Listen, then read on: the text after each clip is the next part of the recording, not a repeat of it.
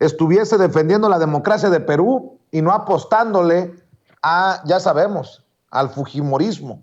Y para hablar de este tema, antes de que llegue también el maestro Jesús Lemus a la mesa de diálogo, saludo primero al doctor Jesús López Almejo, tu profe de Relaciones Internacionales, tu profe de RI, quien seguramente tendrá mucho que opinar y ayudarnos a desmenuzar esto del hermano mayor, y no necesariamente por la edad, sino de México para Latinoamérica, este apoyo. Profe, te saludo con mucho gusto, ¿cómo te va?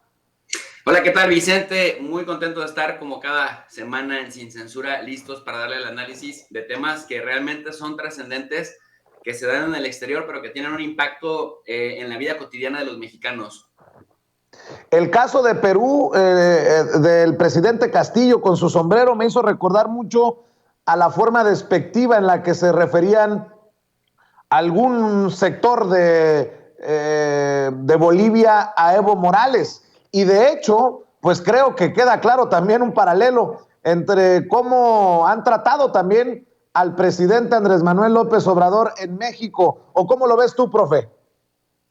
Sin duda alguna, mi querido Vicente, mira, algo que ha derrotado moralmente a los partidos de centro derecha y de ultraderecha es precisamente que se centran más en la forma, elaboran formas rígidas, elaboran protocolos de cómo expresarse, elaboran protocolos de supuestamente cómo operar, cómo materializar una política pública, elaboran protocolos para hacer nombramientos de gabinete, para destituciones, etcétera. Pero finalmente, en el fondo, posteriormente se valen de algunas argucias legales para poder derrocar justamente, incluso a la vista de todo mundo, destituir a personajes que les son incómodos. Esto ya lo vimos en Paraguay, justamente con los partidos de derecha echándole un montón al expresidente Lugo. Lo vimos en Brasil en recientes años, también con la cabeza de Dilma Rousseff. Y para saber que la cuestión no era meramente jurídica, sino política, era politiquería barata de la derecha, pues ella terminó, y una vez que le quitaron del juicio político, que le quitaron la presidencia de la República, quedó libre. O sea, ya no siguieron más allá en el plano de llevarla a rendir cuentas ante la justicia.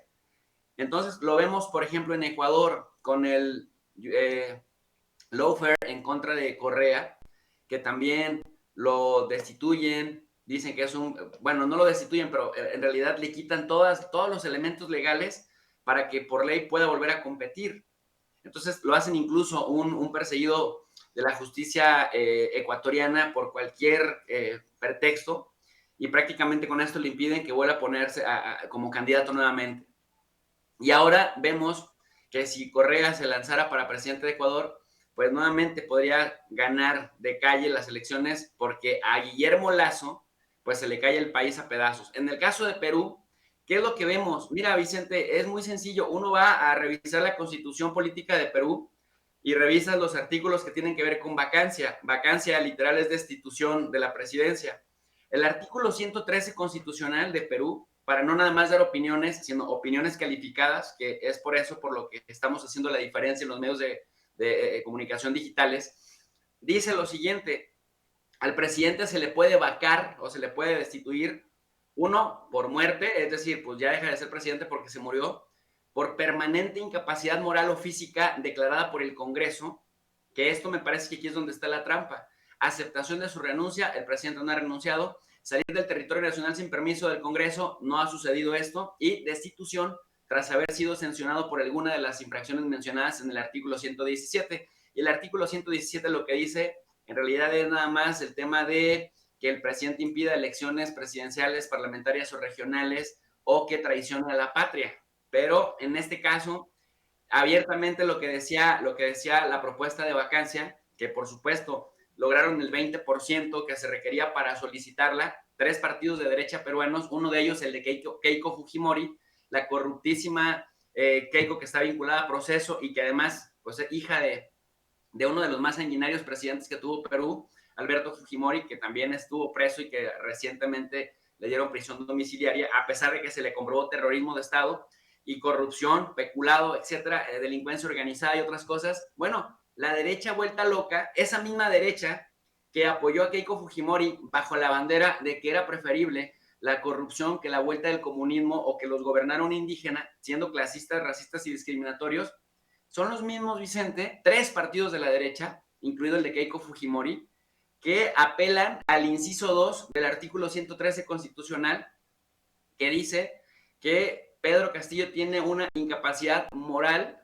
permanente y que bajo ese esquema no puede seguir gobernando los destinos de Perú. Y tú te percatas que ahí el presidente López Obrador pues prácticamente tiene toda la razón cuando habla de lo hipócrita, de lo doble moral que son y de los argumentos tan falaces que utilizan para dar un golpe de Estado que antes lo daban con el ejército en las calles y pues prácticamente ahora valiéndose de cualquier argumento que además suena incluso hasta ridículo. Si apoyas a Keiko Fujimori, amigo peruano, no puedes hablar de insuficiencia moral por parte de Pedro Castillo, punto. Y ese es el asunto. Entonces, yo, fíjate, Vicente, ayer en el canal de tu profe DRI, dediqué todo un programa completo en la noche a analizar el caso justamente de Pedro Castillo. Alguien me criticó y me dijo, oye, profe, el tema ya es viejo, el tema ya es del lunes, del 13 de diciembre. Pero yo había estado viendo, había dado seguimiento a la distancia, las declaraciones de Carmen Aristegui, de López Dóriga y de algunos otros personajes que de verdad muy lamentables, hablando justamente de que México estaba interviniendo. Y yo le decía a mi audiencia, no está interviniendo. Así como hay un principio de no intervención, hay otro que se llama autodeterminación de los pueblos y hay otro, y ese es el importante, cooperación internacional para el desarrollo, además de la promoción de los derechos humanos, que también está en la fracción 10 del artículo 89 de la Constitución Política de los Estados Unidos Mexicanos. Y hoy el presidente López Obrador, dicen que cuando no estás de acuerdo con alguien, le dejes las cosas al tiempo.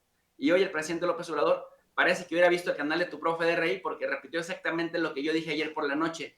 Es el principio de cooperación internacional el que en una relación respetuosa, diplomática y habitual nos motiva a prestar cualquier tipo de ayuda que necesite Perú.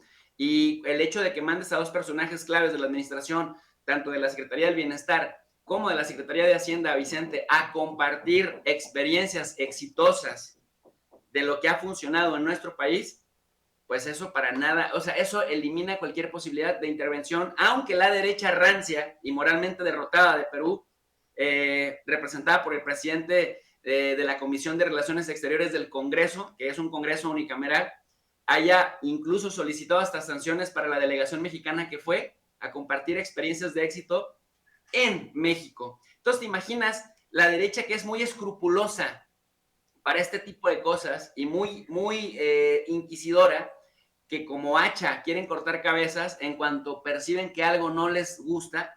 Esos mismos son muy laxos al momento de medir la corrupción de sus propias personas a las que se dedican a defender a capa y espada. Así que, pues nuevamente se les cae el teatro, Vicente, porque no pudieron ni siquiera comprobar la intervención, por más que actuaron de manera combinada tanto la derecha peruana como la derecha mexicana a partir de sus voceros oficiales en los medios de comunicación. Profe, se me viene a la mente cuando